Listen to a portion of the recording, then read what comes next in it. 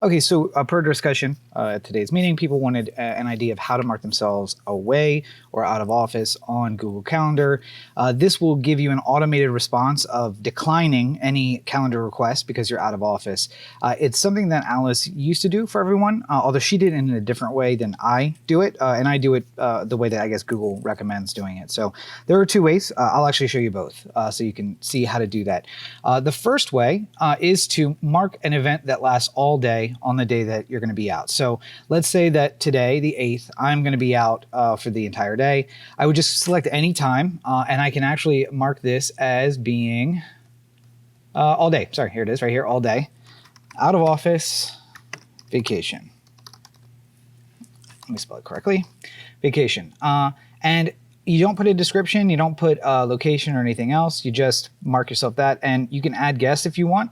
Maybe people, this is another good way to add people to the event that need to know that you're going to be out of office. Again, part of that question was people who aren't approving the time off, but maybe who should be aware that there's going to be time off.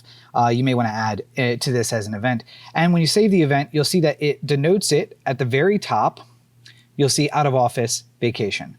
And this is one way to denote it, and people will see it at the top. But as you can see, our permanent meetings, any meetings you're a part of that are permanent, will be above it because it's just in order of the creation date.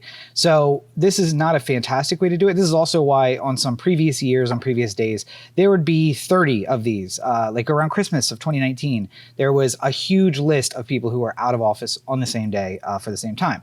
Another way of doing this, let me delete this event, is to mark the first day that you're going to be out. Again, I'm going to be out from the 8th until the 10th. Well, I'm just going to click up here and mark out of office. And I just like to do camel case of the capital O. And you'll see that it marks February 8th to February 9th. I'm actually going to change this until February 10th so that this shows me out of the office from February 8th, 9th until the 10th at 12 a.m. And I save it, automatically decline existing and new meetings during this time. February 8th, 12 a.m. to Wednesday, February 10th at 12 a.m. And actually, I messed that up. I should do it the day I'm going to return, which is the 11th. So any meetings on the 8th, 9th, or 10th, Monday, Wednesday, or Monday, Tuesday, or Wednesday, will automatically be declined. You can change the message. You can make it public. And you can also not have an auto decline and just accept some of those meetings if you want to take those meetings. But again, the point of this would be not having those. And you hit save. Save and decline. And now I'm marked as out of office. And you can see out at the top of our list now, I'm marked as out of office. And if somebody were to try to add me to a meeting, I would automatically decline it with the message, I'm going to be out of office that day. And it's easy enough if you decide you want to come back a day early or whatever, just to come in here and to, just like any other event, delete it. And now I'm not going to be out of office on that particular day. So I hope that's clarifying for everybody about how to create an out-of-office event for your Google Calendar. So the other half of this request was how do I mark myself out of office when it comes to Gmail? You can see my Gmail setup right here. You're going to come up to the gear in the top right corner and click that, and then you hit See All Settings. This will take you to the settings menu.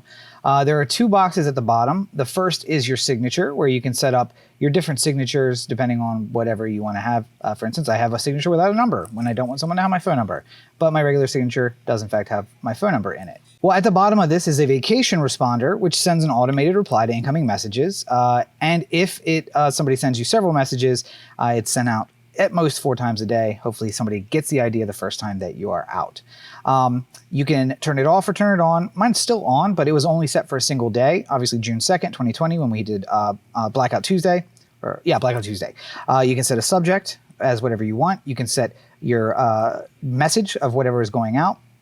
And you can have it only respond to people in contacts, meaning that any spam or other things won't get sent that message. But then you have the concern that anyone outside the company or anyone outside your contacts won't know that you're out of office. Or you can actually have it sent only to people in Create Music Group so that only people inside the company know you're unavailable.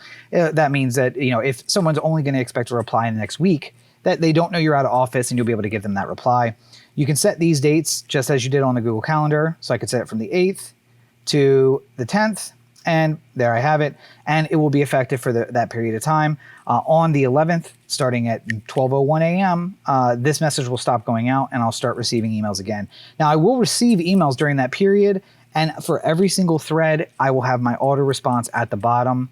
It actually won't thread for people who receive it. So if they send me an email, they'll receive a completely separate message that says I'm out of the office. But for you, you'll be able to see that you replied to those emails with an out of office reply. You just make sure you hit save changes at the bottom, and that means it'll be effective. So even if you are having vacation in a week or 4 weeks or 6 weeks from now, you can actually set this responder and leave it on for that time period, and it will automatically start on the day that you want at the time that you want. So the final part of what we were discussing is on Slack and marking yourself as away on Slack. Obviously, I have the manager stand-up here, but you can do this from any channel, whether it's a DM or a public channel or wherever, because it's actually in the black area on the outside, or white if you're using a light theme. But in the top right corner, you'll see your picture, your icon here. You click that and you'll see update your status. One of those statuses is vacationing don't clear. And you can put that on and it will run until you clear it yourself. And that's just an automated status recommendation that will run forever. Some people do already have this tree next to their name. That can be kind of confusing, I understand. But and working remotely means something completely different. But this is effectively saying that in 1 hour, this status will clear automatically. In 30 minutes, this status will clear automatically. After today, this will clear. After today, this will clear. Vacationing, though, will run until you tell it to stop. Another thing that you can do, rather than using the automated one, is to set yourself as away, and that will just set you as away. And you can set yourself as active in the same way, or update your status with something customized. And after this screen, so let me see, out on vacation, and you'll be able to set a clear after date. So you can choose the date and time. So I'm going to be on vacation again from, I would set it on the 7th or maybe on the Friday before, on the 5th. I want it on the 8th or on the 10th at 8 a.m. to lift, because I will be back to work on the Wednesday at 8 a.m. And I think you can change the icon as well. You can. So I can actually still make it the palm tree if I really want to. Out on vacation or out of office. The same way that my auto replies on the calendar and on the email will be, and have this cleared the same way. Another thing that I recommend doing on Slack, if you're going to be taking time away, is to pause notifications. You can do not disturb for certain periods of time if you're working on things. For those of you who've sent me messages and haven't gotten a reply, sometimes this is why, because I'll set myself as do not disturb for 30 minutes or an hour or 2 hours while I'm trying to finish a project.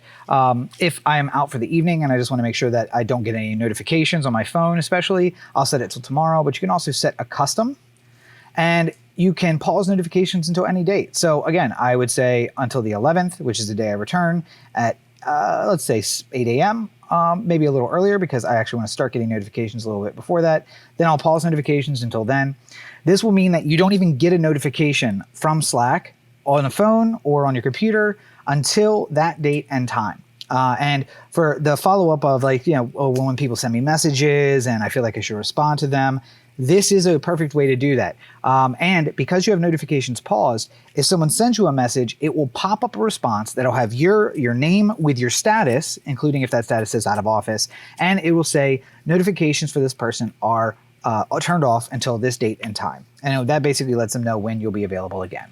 So by doing those three things, the calendar and Gmail out of office and a Slack notification, you can pretty much send a message that I am off and should not be disturbed until this date and time, and will really help you disconnect and take that personal time that you should be taking during this period. So if you have any follow-up questions, please feel free to email me, follow up on Slack, or in any of those particular ways that you can.